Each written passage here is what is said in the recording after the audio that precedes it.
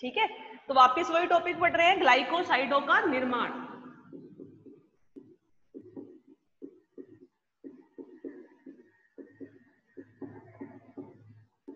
क्या करना है, फॉर्मेशन ऑफ ग्लाइकोसाइड करना है। ठीक है, कैसे करेंगे? सबसे पहले हम बनाते हैं हमारी स्ट्रक्चर किसकी, ग्लूकोज की या फिर फ्रक्टोज की, किसी की भी बना लो। ठीक है, हम ग्लूकोज से बना देते हैं इसे। तो ग्लूकोज से जब आप इसको बनाओगे तो उसकी दो स्ट्रक्चर होती है। जब भी हम उसकी साइक्लिक स्ट्रक्चर बनाते हैं तो एक अल्फा होती है, एक बीटा होती है। एक दूसरे के अल्फा बीटा क्या होते हैं, एनोमर होते हैं। उसमें डिफरेंस कहाँ पे होता है, पहले कार्बन पर होता है। पहले कार्बन पर अगर H और OH का डिफरेंस है, यानी उसके पहले कार्बन का विन्यास अगर अलग अलग है, तो उसका मतलब क्या है,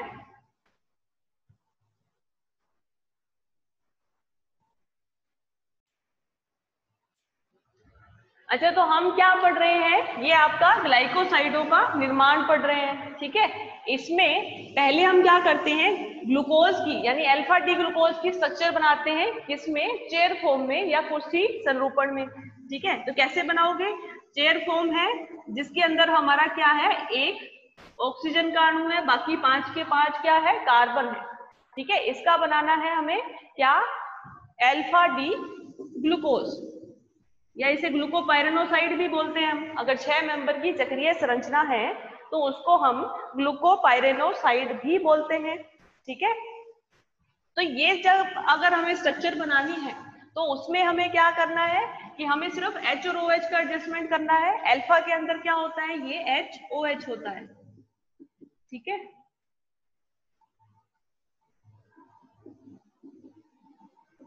ये OH HOH और CH2OH। ठीक है, ये स्ट्रक्चर किसकी है, आपकी अल्फा डी ग्लूकोपाइरेनोसाइड की।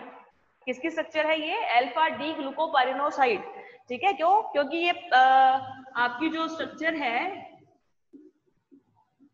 ये क्या है, साइक्लिक है, चक्रीय है, इसलिए हम ग्लूकोज वाली चक्रीय संरचनाओं को पाइरेनोसाइड लगा के लिखते हैं। तो ये हमारी क्या है, ग्लूकोपाइरेनोसाइड। ठीक है, अब इस जो ये आपका ग्लूकोज का ये जो स्ट्रक्चर है, इसमें हमें क्या करना है, ग्लाइकोसाइडों का निर्माण करना है। तो ग्लाइकोसाइड जो होते हैं वो एक तरह के क्या होते हैं, एसिटल होते हैं।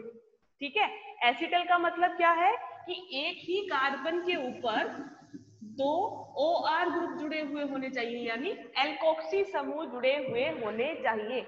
यानी एक कार्बन के ऊपर दो एल्कोक्सी समूह अगर जुड़े हुए हैं तो वो हमारा क्या होता है, एसिटल होता है। और हमें यहाँ भी यही करना है, इसका क्या बनाना है, एसिटल बनाना है। ये ऑलरेडी क्या है, एक हेमी एसिटल है। हेमी एसिटल कैसे है कि जब हमने क्या किया, इस ग्लूकोज की जब हमने चक्रीय संरचना बनाई तो इस ऑक्सीजन के साथ इस कार्बन, ये वाला जो आपका पहला कार्बन है, इस कार्बन पर एक तो हाइड्रोक्सी समूह जुड़ा हुआ है, ये वाला OH, और दूसरा क्या है, दूसरा ये OH के साथ दूसरा कार्बन जुड़ा हुआ है। यानी एक तो कौन सा है, OH समूह है, एक कौन सा है, OR समूह है। ठीक है, ये जो स्ट्रक्चर है इसके अंदर क्या है, ये OH और OR, एक कार्बन पर एक हाइड्रोक्सी समूह और एक एल्कोक्सी समूह जुड़ा हुआ है। ठीक है, ऐसा अगर है तो क्या होगा, ये हमारा होता है हेमी एसिटल। ये क्या है, हेमी एसिटल। ठीक है, तो यानी ये जो हमारी संरचना है ये कौन सी है, हेमी एसिटल है। और हमें इससे बनाना क्या है, एसिटल बनाना है, और वही हमारा क्या होगा, ग्लूकोसाइड होगा। वही हमारा क्या होगा, ग्लूकोसाइड होगा। ठीक है, अब हेमी एसिटल कैसे बनाएंगे, इसकी रिएक्शन करवाते हैं हम अम्लीय माध्यम में मिथेनॉल के साथ। ठीक है, ये जो आपका अल्फा डी ग्लूकोपाइरेनोसाइड है इसकी रिएक्शन करवाते हैं अल्फा डी ग्लूकोपाइरेनोसाइड के साथ। तो हमारा क्या है, हमें बनाना है ग्लाइकोसाइड, या ग्लूकोज से अगर हम ग्लाइकोसाइड बनाते हैं तो उसे हम क्या बोलते हैं, ग्लूकोसाइड। ठीक है, तो ये हमें क्या करना है, हेमी एसिटल से इसका क्या बनाना है, एसिटल बनाना है। ठीक है, यहाँ पे क्या बनाना है, हमें एसिटल बनाना है। तो एसिटल कैसे बनाएंगे? हम इसकी अभिक्रिया करवाएंगे अम्लीय माध्यम में। ठीक है, अम्लीय माध्यम का मतलब हम क्या लेते हैं, ऐसे कोई कंपाउंड जो कि H+ आसानी से देता हो। ठीक है, तो हम यहाँ पर कुछ भी ले सकते हैं, जैसे आप सल्फ्यूरिक अम्ल ले सकते हो। ठीक है, या फिर आप क्या ले सकते हो, नाइट्रिक अम्ल ले सकते हो, जो बहुत आसानी से आपके क्या दे, H+ दे। ठीक, और हम इसकी रिएक्शन जो है वो किसके साथ करवाते हैं, इसकी अभिक्रिया किसके साथ करवाते हैं, मिथेनॉल के साथ करवाते हैं। तो ये मिथेनॉल जो है इसका क्या होता है, ये OCH3 यानी एल्कोक्सी जो है वो आके जुड़ जाएगा इस कार्बन के साथ, और इस कार्बन पे क्या बन जाएगा, एसिटल बन जाएगा, और उसे ही हम क्या कहते हैं, ग्लाइकोसाइड कहते हैं। ठीक है, तो क्या करना है हमें, एसिडिक मीडियम है, तो ये जो एसिडिक मीडियम का H+ है, ये इस पहले कार्बन के इस ये जो ऑक्सीजन है इसके साथ जुड़ता है। कैसे जुड़ेगा कि ऑक्सीजन जो है उसके पास क्या होते हैं, लोन पेयर्स होते हैं। तो ये लोन पेयर जो है ये किसको देगा, इस हाइड्रोजन को देकर उससे क्या बना लेगा, बंध बना लेगा। जब ये लोन पेयर अपने इस हाइड्रोजन को देगा तो इस ऑक्सीजन के ऊपर कितने बंध बन जाएंगे, 3। एक इस कार्बन के साथ था, एक हाइड्रोजन था ऑलरेडी, इसके ऊपर क्या आ गया, एक और हाइड्रोजन आ गया, तो इसके ऊपर क्या आएगा, ऑक्सीजन पे पॉजिटिव चार्ज आ जाएगा, प्लस चार्ज आ जाएगा। अब क्या होगा कि ये जो H2O है ये क्या होता है, बहुत अच्छा लिविंग ग्रुप होता है। ठीक है, ये आसानी से यहाँ पर क्या होता है, इस बॉन्ड को ब्रेक करके चला जाता है, इसके इलेक्ट्रॉन लेके चला जाता है, क्योंकि अगर कोई भी लिविंग ग्रुप है वो उदासीन है तो वो बहुत ज्यादा क्या होता है, स्टेबल होता है, स्थायी होता है, बहुत आसानी से ये बाहर निकल जाता है। तो यहाँ पर ये बंध टूटेगा आपका, और ये ऑक्सीजन इसके बंध के इलेक्ट्रॉन लेकर H2O के रूप में बाहर निकल जाएगा। जब ये H2O के रूप में बाहर निकलेगा तो इस कार्बन पे क्या हो जाएगा, इसकी संयोजकता कम हो जाएगी, इसके ऊपर 3 ही बंध बचेंगे, तो इस कार्बन पे क्या आएगा, पॉजिटिव चार्ज या धन आवेश आ जाएगा। ठीक है, जब इसके ऊपर धन आवेश आएगा तो ये वाला जो ऑक्सीजन है ये अपने लोन पेयर देगा इन दोनों के बीच में। ठीक है, क्या करेगा, ये वाला ऑक्सीजन अपने लोन पेयर देगा इस कार्बन ऑक्सीजन के बीच में, यहाँ पे डबल बॉन्ड बनेगा और इस कार्बन की संयोजकता कंप्लीट हो जाएगी और यहाँ से H2O का ये अणु बाहर निकल जाएगा। ये आपका एक स्टेप है जिसके अंदर हमने क्या बना दिया, ये एक कार्बोनिल कंपाउंड बना दिया, C डबल बॉन्ड O बना दिया हमने। ठीक है, ये क्या बना दिया, एक कार्बोनिल कंपाउंड।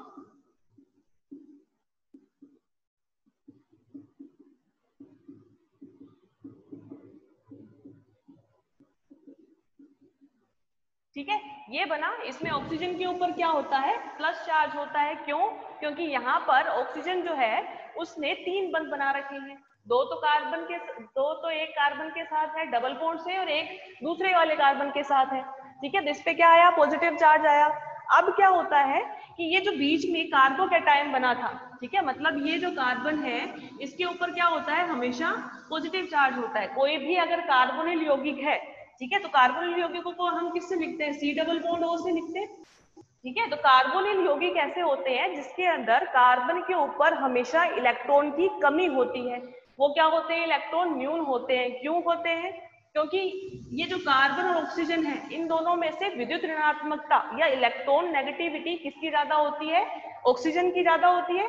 तो ऑक्सीजन जो है वो इसके डबल बॉन्ड वाले इलेक्ट्रॉनों को अपनी तरफ ज्यादा आकर्षित करता है। जब ये इसको ज्यादा आकर्षित करेगा तो इसके ऊपर क्या होता है, आंशिक ऋण आवेश होता है, और कार्बन के ऊपर आंशिक धन आवेश होता है। कार्बोनिल कंपाउंड जहां भी होते हैं, जब भी लेते हैं, तो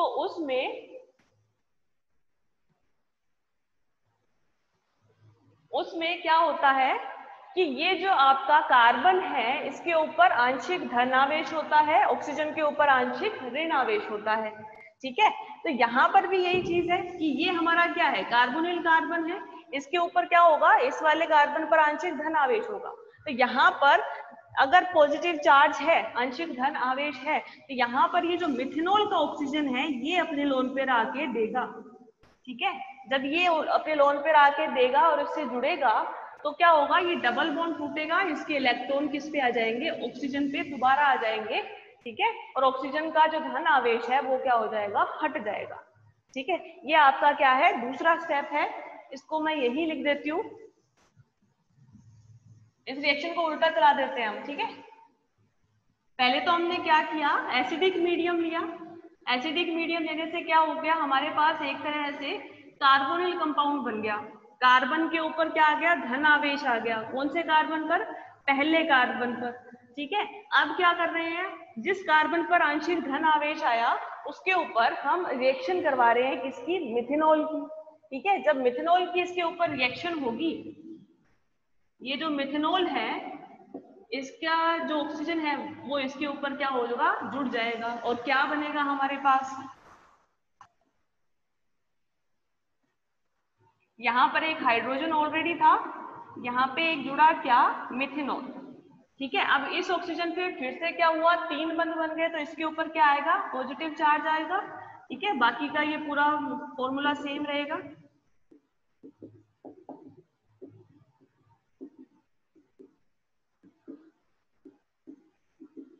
ठीक है, तो इसमें क्या हुआ, अब इस वाले कार्बन पर क्या हुआ, ये आपका जुड़ा आके कौन सा, एल्कोहल या मिथेनॉल।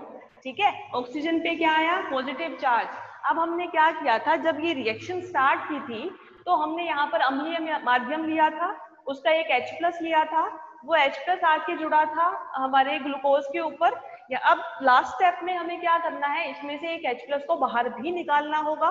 ठीक है, तो हम क्या करेंगे, ये जो H+ है जिसके कारण इस ऑक्सीजन पे पॉजिटिव चार्ज आ रहा है, इस H+ को बाहर निकाल देंगे। ठीक है, तो नेक्स्ट स्टेप में क्या होगा, ये आपका H+ बाहर निकल जाएगा और हमारा ग्लाइकोसाइड बन जाएगा। ठीक है, जो क्या है, एक तरह का एसिटल है। ठीक है, इसको लिखेंगे हम दोबारा कि अगर हम ये H+ निकाल देते हैं यहाँ से, ये हमने क्या किया, H+ निकाल दिया, तो ये हमारा क्या बन गया, एसिटल बन गया।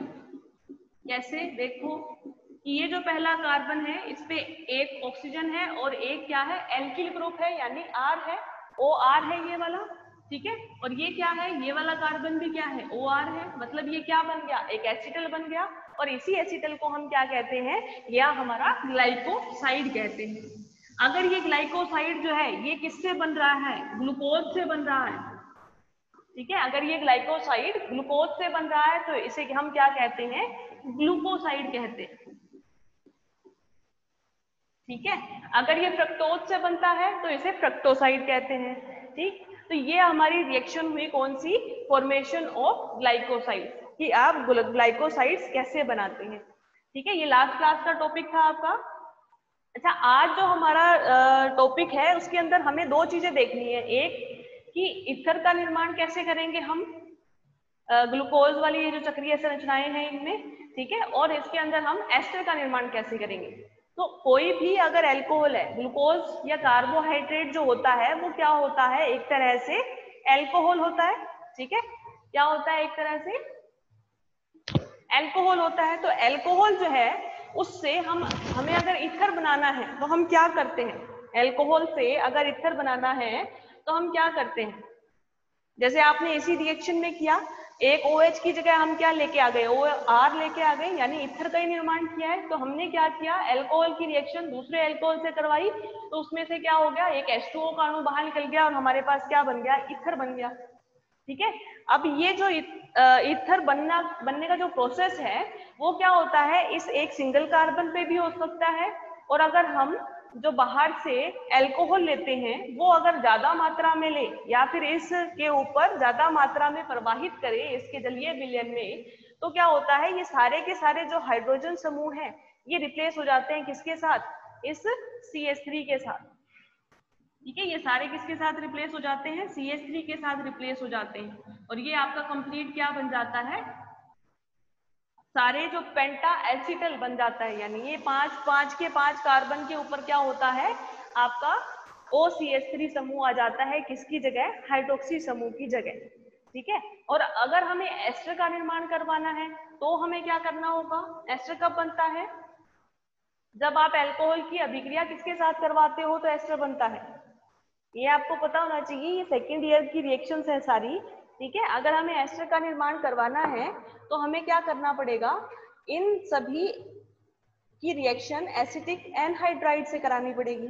ठीक है, या कोई भी एनहाइड्राइड ले लो आप, इसकी रिएक्शन करवाओगे तो ये हाइड्रोजन जो है आपके ये रिप्लेस हो जाएंगे किसके द्वारा, OCO CH3 द्वारा। ठीक है, तो ये हमारे क्या बन जाएंगे, ये हमारा क्या बन जाएगा, एक तरह से एस्टर बन जाएगा। ठीक है, कंप्लीट रिएक्शन कैसे लिखनी है वो लिख लेते हैं अपने। नेक्स्ट टॉपिक है हमारा ईथर का निर्माण।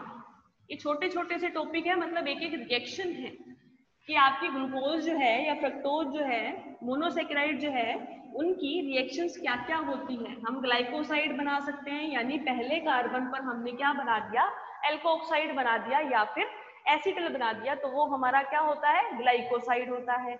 इसके अलावा हम मोनोसेकेराइड से क्या बना सकते हैं, ईथर बना सकते हैं। ठीक है, ये क्या बना सकते हैं, ईथर। कैसे बनाएंगे, हम क्या करेंगे, यही लिया आपने ग्लूकोज,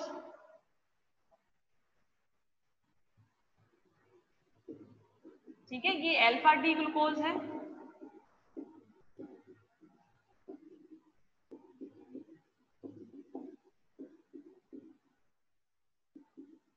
ठीक है, ये क्या है, अल्फा डी ग्लूकोज। हमें क्या बनाना है, ईथर बनाना है। हम रिएक्शन करवाएंगे अम्लीय माध्यम में, किससे, मान लो मिथेनॉल से करवा रहे हैं, ठीक है, जो आपने पहले किया था सेम वही चीज है।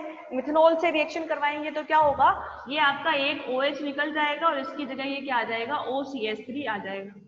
ठीक है, अगर हम क्या करते हैं, इस मिथेनॉल की क्वांटिटी ज्यादा ले लेते हैं, ठीक है, इसकी मात्रा जो है वो बहुत ज्यादा ले लेते हैं, तो ये क्या करेगा, ये सारे के सारे हाइड्रोक्सी समूह को क्या कर देगा, रिप्लेस कर देगा, और हमारे पास क्या बनेगा,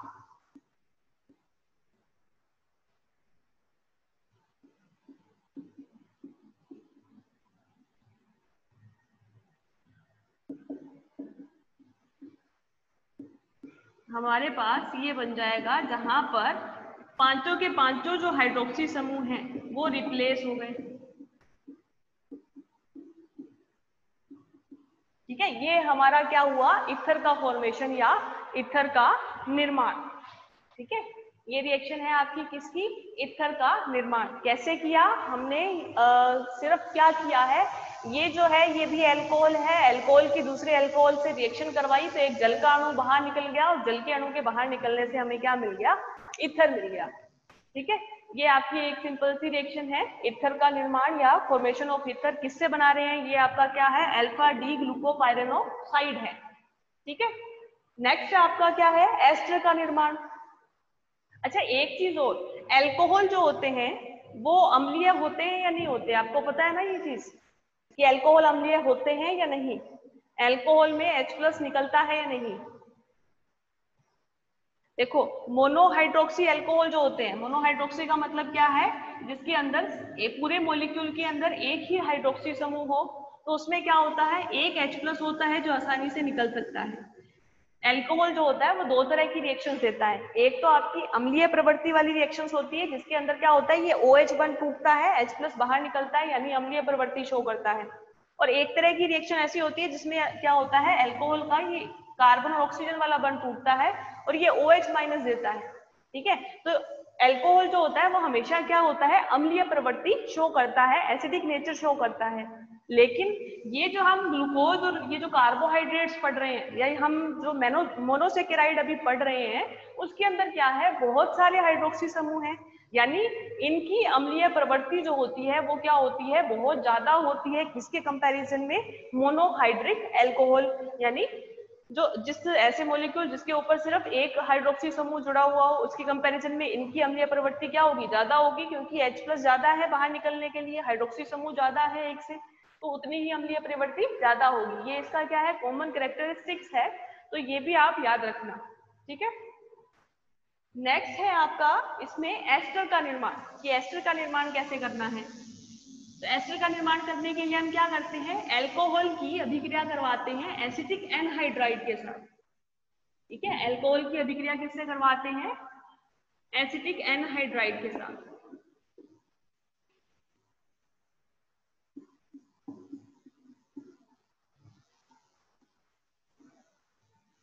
वापिस वही ले लेते हैं हमारा अल्फा डी ग्लूकोपाइरेनोक्साइड।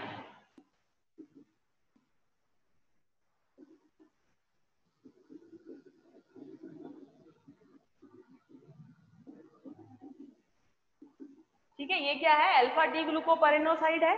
अब इसकी रिएक्शन किसके साथ करवानी है, एसिटिक एनहाइड्राइड के साथ।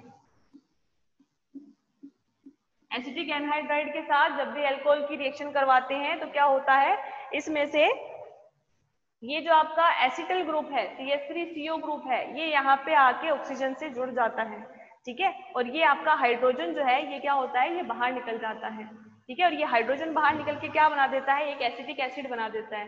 कैसे, जैसे आपने इससे H+ को निकाला बाहर, ठीक है, तो यहाँ पर H+ निकलने के बाद क्या होता है, CH3CO आके जुड़ जाता है इस ऑक्सीजन के ऊपर, ठीक है। तो यहाँ पर इस पूरे एनहाइड्राइड में क्या बचा हमारे पास, CH3COO- बचा, इसके साथ ये H+ जुड़ के क्या बन जाएगा, एसिटिक एसिड बन जाएगा। यानी एल्कोहल की जब भी हम एनहाइड्राइड के साथ अभिक्रिया करवाते हैं तो क्या होता है, एक आपका एसिटिक एसिड बाहर निकल जाता है, ठीक है। और इस हाइड्रोजन की जगह क्या आ जाता है, एक एसिटल समूह आ जाता है, एसिटल ग्रुप आ जाता है। यहाँ पर COCH3 यानी एसिटल समूह आ जाता है,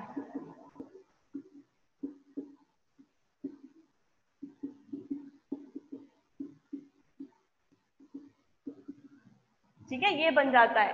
तो ये क्या बन गया, एक तरह से एस्टर बन गया, किसका, अल्फा डी ग्लूकोपाइरेनोक्साइड का। अब क्या, अगर हम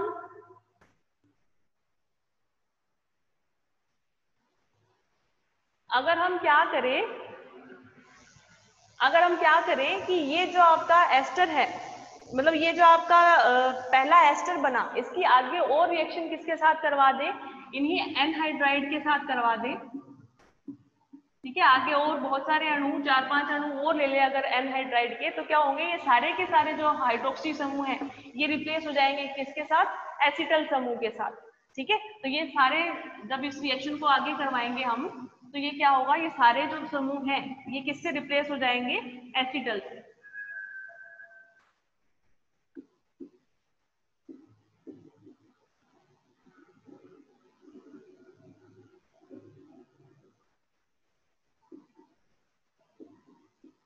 ठीक है, और ये हमारा क्या बन जाएगा, एस्टर, पेंटा एसिटल एस्टर बन जाएगा, ठीक है। ये हमारा आज का टॉपिक था, बाकी हम नेक्स्ट क्लास के अंदर पढ़ेंगे। और अभी अगर किसी को